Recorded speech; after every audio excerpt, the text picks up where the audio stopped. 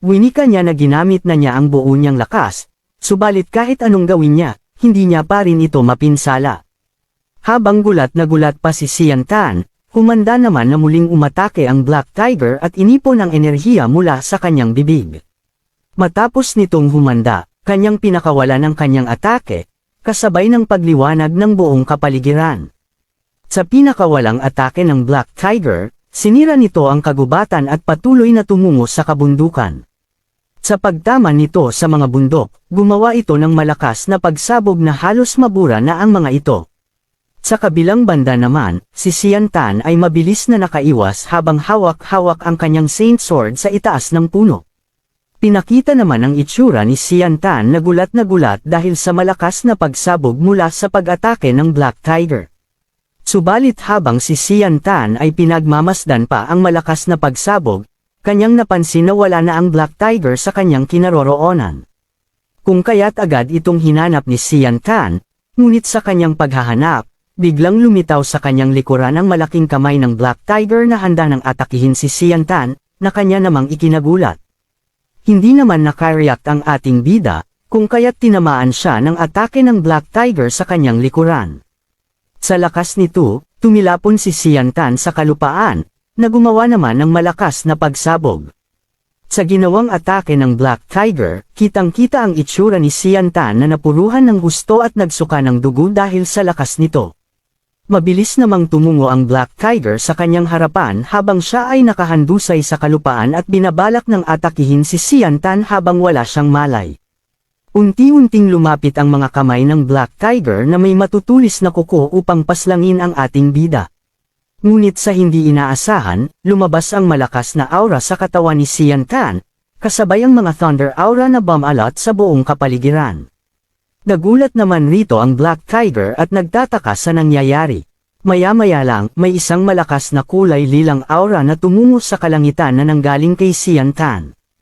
Unti-unting lumabas ang isang espada, o ang Saint Sword ng ating bida, mula sa liwanag ng aura, na tila ba ito ay may sariling buhay.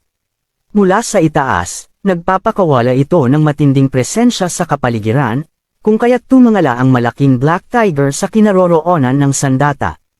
Makalipas ang ilang sandali, lumiwanag ng husto ang Saint Sword ni Xian Tan at pinakawalan nito ang nag-uumapo na aura sa buong paligid, na tumama sa iba't ibang direksyon. Samantala, mula sa ibaba, napasigaw ang Black Tiger matapos itong tamaan ng malalakas na aura mula sa Saint Sword ni Xian Tan sa iba't ibang parte ng kanyang katawan. Tumakbo naman papalayo ang Black Tiger sapagkat hindi na nito kinakayang saluhin ang atake mula sa Saint Sword sa pinakawalan nitong enerhiya. Matapos makalayo ang Black Tiger, unti-unting pumaikot sa kinaroroonan ni Xian Tan ang aura ng Saint Sword, at may tila kulay berdeng aura na tumungo sa katawan ni Xian Tan. Hanggang sa paunti-unti nitong binalot ang buong katawan ng ating bida. Mula naman sa itaas ay naglaho ang Saint Sword ni Xian Tan sa maraming parte at nahulog patungo kay Xian Tan. Nagsimula ang eksena kung saan pinakita ang chick abebe na nakakita ng little birdie ni Xian Tan na namimili ng mga damit na nais niyang bilihin. Sa gitna ng kanyang pamimili, may isang misteryosong individual ang lumapit sa kanya at winikang naaamoy raw nito ang amoy ng ating bida mula sa kanyang katawan. Napansin naman ito ng isang elder at ni Elder Fang, kung kaya't agad nila itong sinugod. Subalit, nang kanila na itong mahawakan, nawala ang misteryosong individual, na ipinagtaka naman ng dalawa. Naitanong ng isang elder kung sino raw ang misteryosong individual na iyon.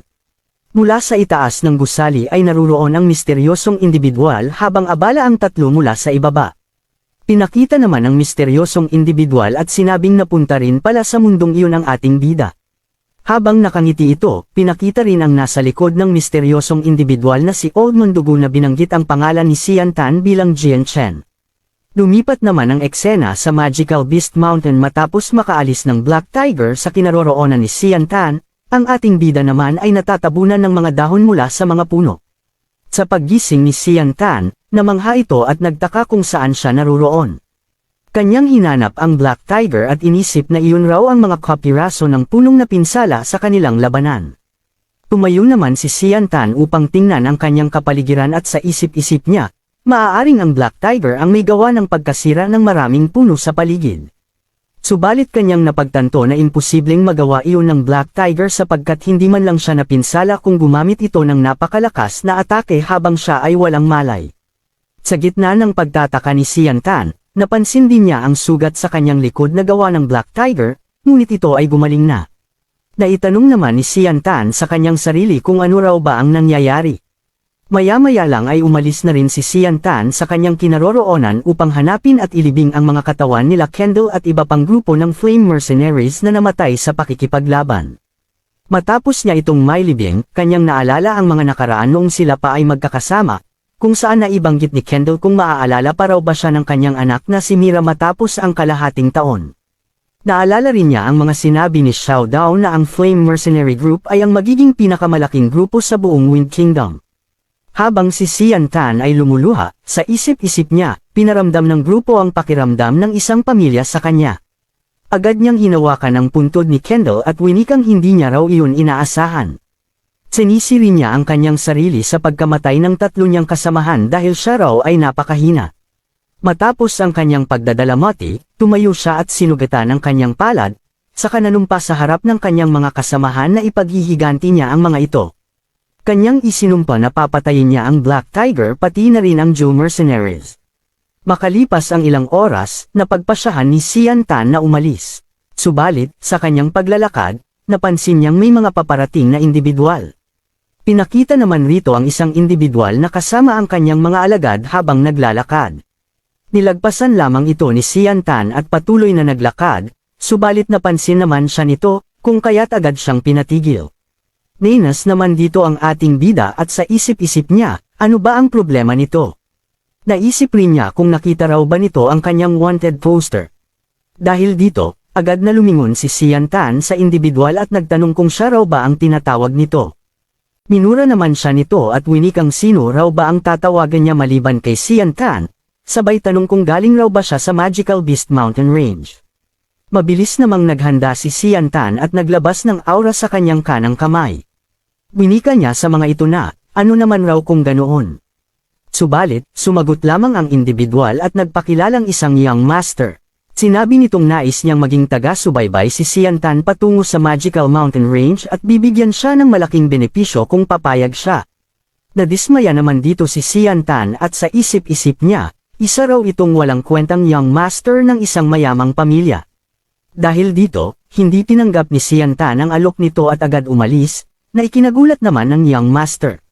Sumigaw naman sa galit ang couple na young master, sinasabing isa raw itong malaking karangalan ang pagsilbihan siya. Subalit, wala namang pakialam dito ang ating bida. Matapos hindi ito pansinin ni Xian Tan ay kanyang inutusan ang mga alagad nito na hulihin ang ating bida at kanya itong tuturuan ng leksyon. Mabilis namang sumugod ang kanyang mga alagad na napansin naman agad ni Xian Tan at agad niya namang iniwasan ang mga atake nito. At sa isang iglap ay tinamaan ito sa kanilang mukha mula sa atake ng ating bida, dahilan upang bumagsak ang mga ito sa kalupaan. Sa kabilang banda naman ay gulat na gulat ang couple na young master at ang alagad nito dahil sa ginawa ni Xian Tan. Agad naman nitong dinuro ang ating bida at winikang sino raw si Xian Tan upang saktan ang kanyang mga alagad. Dagdag pa niya na kilala raw ba siya nito. Subalit sa kanyang pagsasalita ay biglang nawala si Xian Tan sa kanyang kinaroroonan at mabilis na tumungo sa harapan ng couple na young master na hindi man lang nito napansin. Habang ito ay nagsasalita ay sinampal ito ni Xian Tan at sa lakas nito, ay lumipad papalayo ang couple na young master na sumisigaw dahil sa sakit. Matapos ng ating bida sampelan ng couple na young master ay pinanggugulpi naman ni Xian Tan ang mga alagad nito, at agad naman siyang lumapit sa couple na young master at pinagbantaan na wala raw siyang paki kung sino pa ito. Dagdag niya pa na wala itong karapatan na utusan siya ng couple na young master. Habang may pananakot na ekspresyon ay winika ni Xian Tan na siya raw ay wala sa tamang pag-iisip ngayon at huwag siya nitong pilitin na pumaslang ng isang nilalang. Agad namang humingi ng tawad ang couple na young master at lumuhod sa harapan ng ating bida dahil nais niya lang raw na tumungo sa Magical Mountain Range at hindi niya ito intensyon na insultuhan. Kung kaya't kanyang ibinigay ang storage belt na naglalaman ng kayamanan upang paalisan siya ni Xian Tan. Tinanggap naman ito ni Xian Tan at winikang pagbibigyan niya ito ngayon subalit sa susunod raw ay huwag nitong ipagmalaki ang kanyang pamilya at maging mabuti sa ibang tao, na agad sinang-ayunan ng couple na young master. Sa paglisa ni Xian Tan ay pinakita ang itsura ng couple na young master na galit na tila nais nitong maghiganti. Lumipat naman ang eksena sa bayan ng Walker City, kung saan ay tumungo si Xian Tan sa asawa at anak ni Kendall, subalit pinagtataka naman nito kung nasaan ang kanyang asawa na si Kendall. Binika naman ni Xian Tan na mayroong mahalagang misyon ito na pinuntahan at mayroong malaking komisyon na natanggap. Kung kaya't nagmamadali itong umalis at siya na lamang ang inutusan na ihatid sa kanila ang kayamanan. Aniya na ang storage belt na kanyang ibinigay ay naglalaman ng 10,000 gold coins para sa kanilang gastusin araw-araw na ibinigay ng kanyang brother Kendall. Habang sila ay nag-uusap, nagtaka naman ang asawa ni Kendall kung may nangyari ba dito na itinanggi naman ni Xian Tan. Subalit sa kanilang pag-uusap ay may narinig siyang isang tinig mula sa labas ng tahanan nila Kendall. Mula sa labas ay nagsisigaw ang couple na young master kasama ang mga alagad nito at pinapalabas ang ating bida mula sa loob. Lumabas naman si Xian Tan at winika sa mag-ina na huwag sila mag-alala sapagkat hanggat naruroon siya ay walang makakapinsala sa kanila. Sa kabilang banda naman ay binati ng couple na young master ang ating bida na may pang-aasar sa muli nilang pagkikita. Samantala, nagtaka naman si Xian Tan at nagtanong kung paano nito nalaman kung saan siya naruroon. Binika pa niya na posible kayang dahil sa storage belt na ibinigay nito. Sinagot naman ito ng couple na young master na hindi naman raw ni Xian Tan malalaman ang sekreto na inilagay ng Chansayong family sa kanyang storage belt. Dagdag pa niya na kung asawa at anak raw ba ni Xian Tan ang kanyang katabi dahil matapos niya raw paslangin ang ating bida ay siya na ang bahala upang alagaan ito. Nagalit naman si Xian Tan sa mga sinabi nito kung kaya't agad niyang pinabalik ang mag-ina sa loob ng kanilang tahanan at siya na ang baalang umasikaso sa mga ito. Matapos makaalis ng mag-ina ay inilabas ni Xian Tan ang kanyang aura sa kanyang kanang kamay na unti-unti ring lumabas ang kanyang Saint Sword. Aniya na ito raw ang unang lumapit sa kanya upang hanapin ang sarili nitong kamatayan. Pinakita naman ang mukha ni Xian Tan na galit at nagpapalabas ng kanyang aura. Samantala, ang couple naman na young master ay tila kumpiyansa pa at sinabing nakakapagsalita pa raw ang ating bida ng may pananakot, subalit mayroon siyang inihanda para kay Xian Tan na mga masters ng kanilang pamilya at doon na raw mamamatay ang ating bida. Sa isip-isip naman ni Xian Tan habang ito ay nakatingin sa mga couple na ito raw ay mayroong 2 Saint Master at isang low-level Great Saint. Muling nilate ng couple na young master si Xian Tan na huli na raw upang ito ay tumakbo pa dahil matapos niyang mapaslang ang ating bida ay ang dalawang mag-ina ay mapapasakan niya na. Nagseryoso naman si Xian Tan at pinalabas ang kanyang aura sa kanyang kaliwang kamay at kanyang naalala na noong sa Magical Beast Mountain Range raw ay nabigo siya na protektahan ang kanyang mga kasamahan at nakita niya itong namatay sa kanyang harapan. Kung kaya't kanyang paprotektahan ang asawa at anak ni Kendall. Kasabay nito ang pagpapalabas ni Xian Tan ng isang maliit na punyal sa kanyang kaliwang kamay. Ipinag-utos naman ng couple na young master sa mga alagad nito na hulihin si Xian Tan habang nagmamayabang na ang kanila raw pamilya ang pinakatanyag at mahusay sa buong Walker City. Mabilis namang umatake ang 3 alagad nito sa ating bida at naghanda sa kanilang gagawing atake. Ngunit sa kabilang banda naman ay inilabas na rin ni Xian Tan ang kanyang aura sa buo niyang katawan at sa isang iglap ay mabilis niya itong pinagpapaslang. Matapos paslangin ni Xian Tan ang mga alagad nito ay winika niya na sa maniwala man raw ito o hindi ay hindi naman raw iyon problema. Samantala, bigla namang natakot ang couple na young master at ang mga alagad nito sa kanyang likuran at nagtataka kung paano iyon nagawa ng ating bida at napakalakas raw nito. Hindi naman natinag ang isang martial expert master ng Chansayong's family at agad na hinarap si Xian Tan. Aniya, saan raw nanggaling ang ating bida at hindi niya raw alam kung bakit nais nito na kalabanan ang Chansayong's family, mayroon raw ba silang isang uri ng hindi pagkakaintindihan? Tumugon naman si Xian Tan habang may malamig na ekspresyon at winika na sa tingin raw ba ng couple na martial expert master ng Chansayong's family ay sasabihin niya kung saan siya nanggaling. Dagdag pa niya na hindi niya nais na maging kaaway ang mga ito, subalit may isang individual na lumapit sa kanya at nagsimula ng gulo. Itinanggi naman ito ng couple na young master at mabilis na ipinag-utos na paslangin ang ating bida na agad naman itong sinunod. Kung kaya't naghanda na rin si Xian Tan upang umatake. Agad namang sumugod si Xian Tan kasabay ang pagpapalabas niya ng aura. Sa kanilang salpukan ng mga espada ay tila nahihirapan si Xian Tan kung kaya't inihanda niya ang kanyang punyal upang atakihin ang couple na martial expert master. Sa pag-atake ni Xian Tan ay naiwasan niya naman ito hanggang sa pinakawalan ni Xian Tan ang sunod-sunod na atake dahilan upang lumitaw ang mga nagkalat na aura sa paligid sa tindi ng kanilang labanan. Nahirapan naman ang couple na martial master sa pagsalag ng atake ni Xian Tan kung kaya't sa isip-isip nito ay napakabilis raw ng pag-atake ng ating bida. Kung kaya't humingi na rin ito ng tulong sa iba pang mga couple na martial master upang harapin si Xian Tan. Agad naman nilang pinalibutan ang ating bida, subalit baliwala lamang ito kay Xian Tan dahil mabilis niya lang itong inaatake. Sa kalagitnaan ng labanan sa kabilang banda naman, napansin ng couple na Young Master ang mag-ina sa isang tabi na nanunood kina Xian Tan at kanyang napagdesisyonan na hulihin ang mga ito upang gawing mga hostage. Habang abala si Xian Tan sa pakikipaglaban ay narinig nito ang tinig ng batang babae na anak ni Kendall at agad na tinitigan ang couple na Young Master. Mangiyak-ngiyak naman ang batang babae habang hawak-hawak ito ng couple na Young Master at winikang kung nais raw ni Xian Tan na mabuhay ang batang babae ay lumuhad raw si Xian Tan sa kanyang harapan. Nagalit naman rito ang ating bida at sinigawan ng couple na kung kanya itong gagalawin ay kanyang papaslangan ang buong pamilya nito. Natawa naman ang couple na Young Master sa sinabi ni Xian Tan at agad na sinakaw sa pamamagitan ng kanyang braso ang batang babae. Sa mga nakita ni Xian Tan ay nagalit ito ng husto at nagpakawalan ng malakas na aura habang isinisigaw na pakawalan niya ito. Habang hawak-hawak naman ng couple ang mukha ng batang babae ay inutusan nito si Xian Tan na itapon nito ang kanyang sandata at lumuhad at magmakaawa. Sumunod dito si Xian Tan kung kaya't agad niyang binitawan ang kanyang Saint Sword at itinusok sa kalupaan, at ang maliit na punyal na kanyang hawak-hawak ay ibinato ni Xian Tan sa ere. Hamalakhak naman ang couple na Young Master dahil wala na raw sandata si Xian Tan at paano na ito makikipaglaban. Kung kaya't agad niyang ipinag-utos sa kanyang mga alagad na paslangin ang ating bida. Sumugod naman agad ang mga ito kay Xian Tan subalit ang punyal na kanyang itinapon sa ere ay kanyang kinontrol at pinatungo sa itaas na likuran ng couple na Young Master. Kasabay nito ang pagbigkas ni Xian Tan ng mga salita na ito raw ang mapapaslang at hindi siya, kung kaya't inutos nito sa batang babae na ipikit niya ang kanyang mga mata. Nagtaka naman ang couple na Young Master sa mga sinabi ni Xian Tan habang ang maliit na punyal ng ating bida ay papatungo na sa kanyang likuran. Napansin naman ito ng couple na Young Master subalit huli na sapagkat malapit na siyang tamaan nito.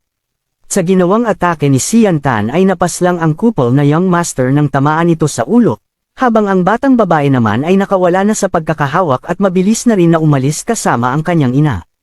Sa kabilang banda naman ay gulat na gulat ang mga martial master na sa pagkapaslang ng kanilang Young Master. Makalipas ang ilang sandali ay kinontrol ni Xian Tan ang kanyang maliit na punyal at inutusang tumakas ang mag-ina. Habang ang tatlong master naman ay hindi pa makapaniwala ay winika naman ni Xian Tan sa tatlong martial expert master na isusunod niya na ang mga ito. Dahil sa mga sinabi ng ating bida ay pinagpawisan ang mga ito at nagtatanong kung ano na raw ang kanilang gagawin dahil ang ating bida ay gumagamit raw ng kakaibang teknik. Hindi naman nagpadala sa takot ang isang martial master na unang nakaharap ni Xian Tan at nagbigay ng lakas ng loob sa kanyang mga kasamahan sabay sinabing napaslang ang kanilang Young Master dahil sa pagiging pabayan nito. Dagdag niya pa na mas malakas sila kung kaya't sabay-sabay nila itong atakihin. Agad namang naghanda ang tatlo at ganoon na rin si Xian Tan na muling pinalabas ang kanyang aura. Mula roon ay itinutok ni Xian Tan ang kanyang Saint Sword sa mga master at ginamit ang kanyang ultimate technique na Purple Green Sword skill. Itinutok naman ni Xian Tan ang kanyang Saint Sword tungo sa itaas, at mula roon ay nagkaroon ng isang bilog na enerhiya sa dulo ng kanyang sandata na humihigop sa mga aura sa kanyang kapaligiran. Matapos may sigaw ni Xian Tan ang kanyang teknik ay pinakawalan nito ang kanyang atake. Kasabay ng pagbigkas niya ng salitang Sword Rain, ay kumalat ang mga ito sa buong paligid. Natakot naman ang isang martial master na kanina ay hindi natitinag na harapin si Xian Tan, subalit ngayon ay kanyang napagdesisyonan na tumakas upang ipaalam sa kanilang sect master ang mga nangyari. Ikinagalit naman ito ng kanyang mga kasamahan dahil sa pagiging duwag nito. Habang papalayo ang isang martial master ay kitang-kita ang pagkapaslang sa kanyang mga kasamahan dahil sa ginawang atake ni Xian Tan. Ninas naman dito ang ating bida sapagkat nakatakas ang isang master at lalo na raw lalala ang sitwasyon. Sa isip-isip niya, hindi naman mahirap ang tumakas subalit paano naman ang mag-ina ni Kendall. Lumipas naman ang ilang sandali ay may mga individual na paparating kasama ang mga alagad nito habang sakay-sakay ng isang beast monster. Sa pagdating nila ay naroon ang ating bida na nakaupo at nag-aantay sa kanilang pagdating. Habang seryosong nakatingin si Sian Tan sa mga ito ay winika niya na matagal na raw siyang nag-aantay. Sa kabilang banda naman, sa isip-isip ni Sian Tan ay kailangan niyang gumawa ng paraan upang makalayo at makatakas ang mag-ina ni Kendall. Ipinakita naman ng isang matandang pangit na lalaki na matirik ang buhok na sect master ng Chansayong's family, sabay tinanong si Sian Tan kung alam raw ba nito na ang nag-iisang anak niya ang pinaslang ng ating bida. Kung kaya't nagalit ito at agad na nagpalabas ng aura upang paslangin si Sian Tan.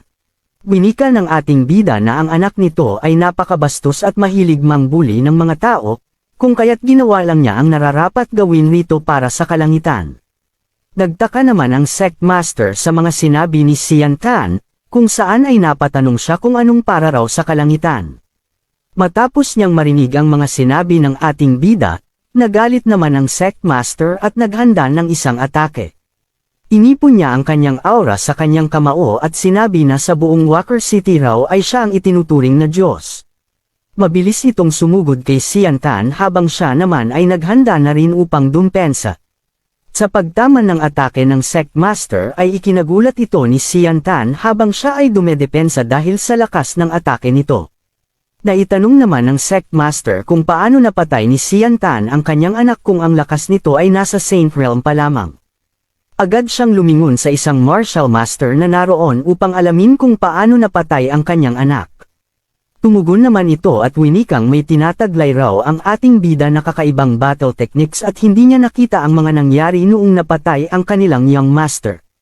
Winika naman ng sect master kay Sian Tan na ibigay nito ang kanyang battle techniques at kakalimutan niya na lahat ng nangyari. Tinitigan lamang ito ng seryoso ni Sian Tan at sinabing wala raw babago sa mga sinasabi nito dahil pare-pareho lang naman lahat ng mga vigilante. Nagalit naman ang sect master kung kaya't mabilis itong naghanda at inilabas ang kanyang sandata kasabay ng kanyang aura upang atakihin si Sian Tan. Sa pag-atake ng sect master ay naiwasan naman ito ng ating bida at mabilis na tumungo sa itaas ng gusali. Habang nasa itaas si Sian Tan, ngumiti ito ng may kumpiyansa at kanyang sinabi na hindi na ito makikipaglaro pa sa kanila. Kaya't agad na ginamit ni Sian Tan ang kanyang teknik na Purple Green Sword kasabay ng paggamit niya rin ng isang teknik na Cloud Walk upang tumakas. Sa isip-isip ni Sian Tan habang mabilis na kumikilos, ang mag-ina ni Kendall raw ay tumungo sa kanlurang bahagi ng lugar, kung kaya't ang kanyang tatahakin ay ang silangan upang mas makalayo ang mag-ina. Subalit habang siya ay tumatakas, mabilis naman siyang naabutan ng sect master at inatake. Naiwasan naman ito ni Sian Tan at patuloy na kumilos. Sa kabilang banda naman ay naroon ang sect master na sinusundan ng ating bida at isinigaw na nais nitong makita kung paano makakatakas si Sian Tan sa kanyang mga kamay. Tumalon naman ang ating bida sa mataas na pader upang makatakas, at sa paglapag niya sa ibaba ay inakala niyang hindi na siya nito masusundan. Maya-maya lang ay biglang nag-crack ang pader na ikinagulat naman ni Sian Tan, kung saan ay winasak ito ng sect master at galit na isinigaw na huwag tumakas ang ating bida. Agad naman itong inatake ni Sian Tan gamit ang kanyang Saint Sword na ibinato tungo sa sect master. Nadepensahan naman ito ng sect master kung kaya't tumilapon papalayo ang Saint Sword ni Sian Tan at habang may pang-aasar pa na winikang iyon raw ba ang battle technique ni Sian Tan dahil kanya naman iyong napaghandaan. Dagdag pa niya, paano na raw makikipaglaban ang ating bida nang walang hawak-hawak na sandata? Tumugon naman si Sian Tan at sinabing ano raw ba ang pinagsasabi nito na wala raw siyang sandata. Habang nakangiti pa ay kinontrol niya ang kanyang Saint Sword. Mabilis naman itong tumungo sa likuran ng sect master, at kanyang ikinagulat ang ginawang pag-atake ni Sian Tan. Habang papalapit ang Saint Sword ay hindi naman makapaniwala rito ang sect master. Sa isip-isip niya, paano ito nakakalipad? Nang tumama na ang atake ni Sian Tan ay nahawakan naman ito ng sect master gamit ang kanyang kanang kamay, kung saan ay napatanong siya kung iyon raw ba ang atake na pumaslang sa kanyang anak. Subalit sa gitna ng kanyang pagtataka, bigla namang sumulpot si Sian Tan mula sa kanyang likuran. Hawak ang kanyang maliit na punyal, at winikang magkita na sila ng anak nito. Sa pag-atake ng ating bida ay kasabay nito ang pagpapakawala ng aura ng Sectmaster sa buo niyang katawan, dahilan upang ikagulat ito ni Xian Tan dahil hindi man lang ito mag-ahusan. Ngumiti naman ang Sectmaster habang nakatingin kay Xian Tan. Anya, siya ang may pinakamalakas na depensa sa mga Earth Saint Realm. Matapos niyang magsalita ay mabilis naman niyang inatake si Xian Tan gamit ang kanyang sandata at pinakawalan ang malakas na aura. Nasangga naman ito ng ating bida at agad na gumawa ng distansya. Subalit muling naghanda ng pangmalayuang atake ang Sectmaster at mabilis na pinakawalan ang kanyang atake tungo kay Xian Tan. Sa lakas ng atake ng Sectmaster, nahirapan si Xian Tan dumpensa. Habang siya ay dumedepensa, naisip niya na hindi niya inaasahan ang tunay na lakas ng kalaban kumpara sa kanyang inaakala. Sa kabilang banda, ikinagulat naman ng Sectmaster nang biglang naglabas ng aura ang Saint Sword ni Xian Tan na kanyang hawak-hawak. Napaisip siya kung may sarili bang buhay ang sandata ng ating bida. Sa kanyang pagtataka, biglang lumipad ang Saint Sword ni Xian Tan at nagawa siyang masugitan. Sa kabila ng kanyang matibay na katawan ay hindi siya makapaniwala sa nangyari. Kinontrol naman ni Xian Tan ang kanyang Saint Sword at muling ibinalik ito sa kanyang mga kamay. Dahil dito, naitanong ng Sectmaster kung anong klaseng battle technique ang ginagamit ng ating bida at nais niya itong makuha. Tumugon naman si Xian Tan at tila nag-iba ang tono ng pananalita ng Sectmaster matapos makita ang kakayahan ng ating bida. Sa galit ng Sectmaster, naglabas ito ng mas malakas na aura sa buong katawan at binalaan si Xian Tan na huwag magyabang dahil kaya niya itong puwersahin upang makuha ang kanyang battle technique. Ngunit sumagot si Xian Tan kasabay ng pagpapalabas ng kanyang sariling aura. Anya, kung hindi niya ito papaslangan, wala nang kapayapaang naghihintay sa kanyang hinaharap. Agad na sumugod ang Sectmaster matapos marinig ang mga sinabi ni Xian Tan, dahil hindi na nito matiis ang pananalita ng ating bida. Wika niya, hindi naman talaga niya kaaway si Xian Tan, subalit patuloy pa rin itong lumalaban para sa kanyang buhay. Sa pag-atake ng Sectmaster, bigla namang nawala si Xian Tan sa kanyang kinatatayuan at nagsimulang nagpaikot-ikot sa paligid, na ikinagulat ng kalaban. Mula roon, mas binilisan pa ng ating bida ang pagkilos at sinimulang ikalat ang alikabok sa paligid. Habang nasa gitna ng alikabok ang Sectmaster, winika nito na kaya pa raw niyang makipaglaro sa kabila ng pagkalat ng alikabok. Sinubukan niyang pakiramdaman ang hininga ni Xian Tan, ngunit nahirapan siyang matukoy ang bawat kilos nito. Dahil dito, naghanda siya ng isang malakas na atake gamit ang kanyang sandata at tinamaan ang lupa upang subukang mahuli ang ating bida. Ngunit matapos gawin ito, bigla na lang nawala si Xian Tan na hindi niya napansin. Naitanong naman ng mga alagad ng Sectmaster kung saan napunta ang ating bida, habang ang kanilang pinuno ay galit na galit dahil nagawa siyang takasan ni Xian Tan. Agad na nagutos ang Sectmaster na tipunin ang lahat ng kanyang tauhan upang hanapin si Xian Tan. Makalipas ang ilang sandali, nagsimula nang maghanap ang mga alagad ng Sectmaster sa kagubatan. Habang nag-uusap-usap ang mga alagad, naruroon naman si Xian Tan sa itaas ng puno, nakikinig sa kanilang pinag-uusapan. Ikinagalit ito ng ating bida, sapagkat nais siyang paslangin ng Sectmaster. Dahil dito, hindi na niya ito pagbibigyan. Mabilis niyang inatake ang mga alagad ng Sectmaster na kanilang ikinagulat. Binika pa ni Xian Tan na huwag raw siyang sisihin sa kanyang pagiging malupit. Matapos paslangin ni Xian Tan ang mga alagad, isang martial master ang nakarinig ng sigawan ng kanyang mga kasamahan. Agad siyang tumungo sa pinanggalingan ng ingay, ngunit nadatnan niyang wala ng buhay ang kanyang mga kasama. Sunod-sunod namang nagpatuloy ang pagpaslang ni Xian Tan sa iba't ibang parte ng kagubatan. Samantala, sa kabilang banda, nasa itaas ang Sectmaster, nagmamasid ngunit hindi man lang maramdaman ang presensya ni Xian Tan. Pinakita na galit ito. Anya, hindi nila mahuli-huli si Xian Tan, sa halip ay patuloy pa silang pinapaslang ng ating bida. Winika naman ng isang martial master na nakakaya raw ni Xian Tan na itago ang kanyang presensya, kaya niya napapaslang ang mga tauhan ng Sectmaster nang hindi nila namamalayan. Dahil dito, agad na ipinag-utos ng Sectmaster na umatras sila mula sa labanan. Hindi raw nila kayang harapin si Xian Tan sa ganitong sitwasyon. Dagdag pa niya, ipakalat sa buong Walker City ang larawan ng ating bida at magbigay ng premyo sa sinumang makahuli rito. Lumipat naman ang eksena sa loob ng Walker City, kung saan hindi makapaniwala ang mga mamamayan na patuloy pa ring nakakatakas si Sian Tan mula sa Sect Master.